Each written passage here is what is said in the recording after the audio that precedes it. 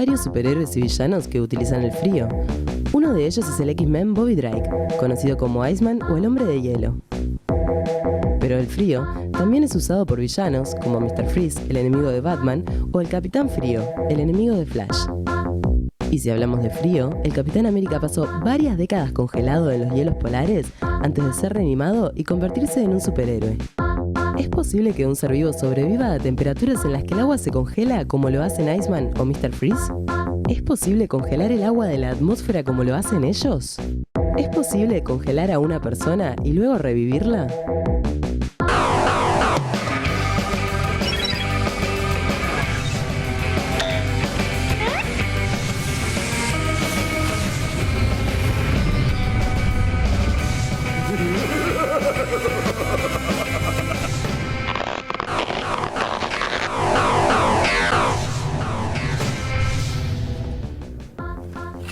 En las historietas se explica el poder de lanzar rayos de hielo de Iceman diciendo que él es capaz de congelar el aire en la atmósfera.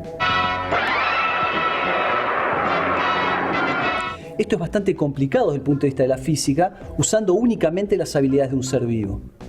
¿Y qué tal si les dijera que el poder opuesto, el de generar fuego como hace la antorcha humana, es mucho más factible desde el punto de vista de la física? ¡Ufa! ¡Ya empezamos! Para poder entender por qué es más fácil emular a la antorcha humana que al hombre de hielo, primero debemos ver qué es la temperatura y cómo entendemos los físicos los procesos de calentar y enfriar objetos. Si bien comprender el significado sensorial de los conceptos de frío y de calor es algo muy natural para los seres humanos, realizar las medidas precisas de la temperatura no fue nada sencillo. Además, nuestros conceptos de frío y calor están sujetos a serios errores de percepción. Hay una experiencia muy sencilla que pueden hacer en sus casas que les muestra que un mismo objeto puede estar a temperaturas distintas para una mano que para la otra. El experimento es el siguiente.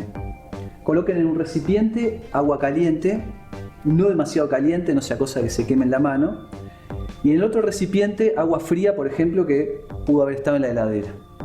Luego coloquen cada una de sus manos en cada uno de los recipientes, esperen un poquito y después lleven las dos manos a un recipiente con agua a temperatura ambiente. Van a ver que una de las manos, la que estuvo en el agua caliente, va a sentir al agua como si estuviera fría, y la otra mano, la que estuvo en el agua fría, va a sentir al agua como que estuviera tibia.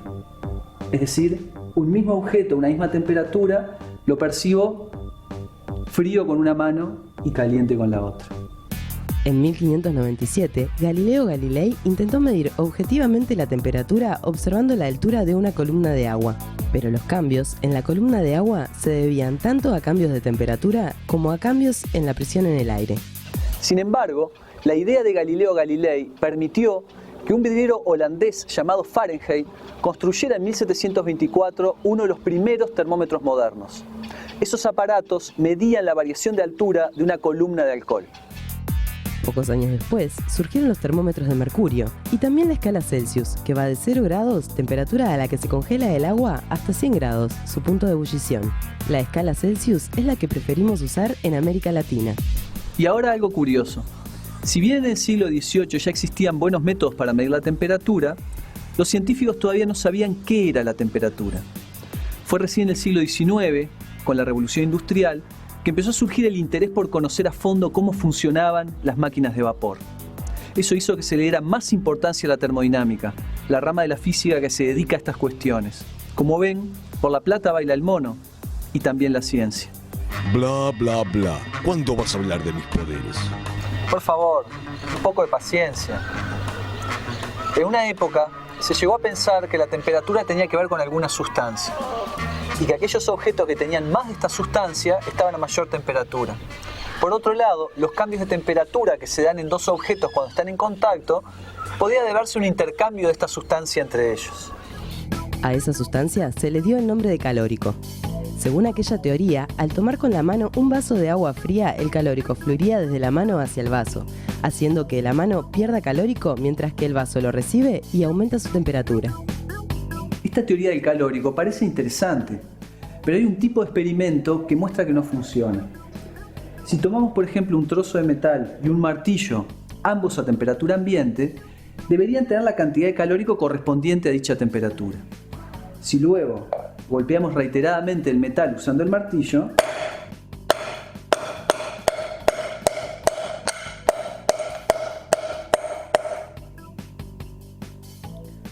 veremos que ambos se han calentado. ¿Cómo es esto posible? ¿De dónde vino el calórico? Si uno de los objetos le pasó calórico al otro, debería haberse enfriado y el otro haberse calentado. Sin embargo, ambos aumentaron su temperatura. Hay algo que no está funcionando con la teoría del calórico. En la segunda mitad del siglo XIX surgió la llamada teoría cinética del calor. La idea fundamental de la misma es que la materia está constituida de átomos y moléculas y que la temperatura es una medida de la energía cinética promedio de esos átomos y moléculas. La energía cinética tiene que ver con la velocidad a la que se están moviendo esas partículas. Y en el caso de una partícula puntual, se expresa mediante la fórmula energía cinética es igual a masa por velocidad al cuadrado dividido 2. Esta teoría nos permite entender lo que ocurre en los distintos procesos de transferencia de calor. Bla bla bla bla bla bla bla. ¿Cuándo vas a hablar de mis poderes? La teoría cinética del calor también nos permite entender por qué es más fácil calentar un objeto por fricción que congelar el agua de la atmósfera como aparentemente hace Eisman. Bueno, si es para hablar mal de mí, mejor seguí hablando de la temperatura. Bien, la teoría cinética implica la existencia de un cero absoluto de temperatura. El cero absoluto sería la temperatura correspondiente al momento en que todos los átomos y moléculas estuvieran completamente quietos. Temperaturas más bajas que eso no podrían existir. La escala que parte del cero absoluto se llama escala Kelvin. El 0 grado Kelvin corresponde a menos 273,15 grados Celsius, que son los que usamos normalmente para medir la temperatura. Veamos qué ocurre durante el proceso de transferencia de calor cuando ponemos en contacto un objeto caliente con un objeto frío. El objeto caliente está compuesto de moléculas que se mueven a mayor velocidad que las del objeto frío. Al entrar en contacto, las moléculas de uno chocan con las del otro. Y cada vez que se produce un choque, hay un intercambio de energía. Por ejemplo, si alguien está corriendo mientras yo voy caminando y me choca, lo más probable es que él pierda energía cinética, es decir, que baje su velocidad y que yo gane energía cinética después del choque. Lo mismo ocurre con las moléculas. Por tanto, la energía cinética tenderá a pasar de las moléculas más rápidas, o sea, el objeto más caliente, a las más lentas, o sea, el objeto más frío. Y este proceso ocurrirá hasta que se igualen las temperaturas. Esto explica por qué el calor fluye naturalmente de los objetos que están a mayor temperatura hacia los objetos que están a una temperatura menor. Pero, ¿qué es lo que ocurre con los golpes del martillo? El martillo recibe la energía que proviene de los músculos, obteniendo así una energía cinética adicional que afecta a todas las moléculas que lo componen. Al chocar con el metal, se producen un montón de choques entre las moléculas de ambos objetos. La energía cinética del martillo no se pierde, sino que va a parar a un aumento de energía cinética de las moléculas del metal. Como no puedo ver el movimiento de las moléculas, creo que la energía cinética que tiene el martillo se pierde después del golpe. Pero en realidad, la misma se transfirió a los metales en forma de calor. Como ven, en física, nada se pierde, todo se transforma. Si esa energía entregada a un objeto sólido es muy grande, la fuerza entre las moléculas puede no ser suficiente para mantenerlas juntas y comienzan a separarse. Podríamos entonces pasar a un estado líquido. Si sigo entregando aún más energía, puede pasar que las moléculas se separen aún más y entonces tendríamos un estado gaseoso. Y si entregamos aún más energía, puede pasar que los electrones se separen de los átomos, con lo que llegaríamos a un estado de la materia que los físicos llamamos plasma. Un ejemplo de plasma es el fuego, ese estado en el cual a veces podemos ver a la antorcha humana. Bárbaro. Encima ahora hablamos de otro superhéroe. Y de mí todavía nada. Es que tu caso es más complicado. Tomar energía de nuestros músculos y entregársela a un objeto para aumentar su temperatura es algo que podemos hacer fácilmente. Pero ¿cómo hacemos para sacar la energía a las moléculas y enfriar un objeto? Para eso necesitamos aparatos especiales como las heladeras. Tal vez las armas de Mr. Freeze y el cuerpo de Bobby Drake trabajen de un modo similar a las heladeras. Bueno, vamos a ver cómo funciona una heladera. Por algún lado leí que esto tiene un gas que cumple un cierto ciclo termodinámico. Vamos a ver por acá atrás, a ver.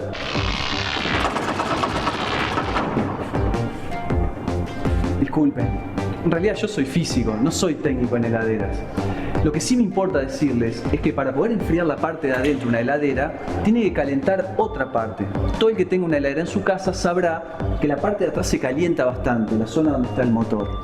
Incluso hay algunos libros de física que dicen que una buena forma de calefaccionar una habitación podría ser abrir la puerta de una heladera y dejarla hacia afuera de la habitación. Eso calentará del otro lado. Pero bueno, seguramente el motor se queme antes. Para poder mantener el frío dentro de una heladera, es necesario estar calentando algún otro lugar cercano. Esto no parece observarse en el caso de Iceman o de Mr. Freeze, ya que para enfriar tanta agua de la atmósfera, deberían calentar mucho algún otro objeto. Tal vez esto pueda sugerirnos una conexión más profunda entre Iceman y Pyro.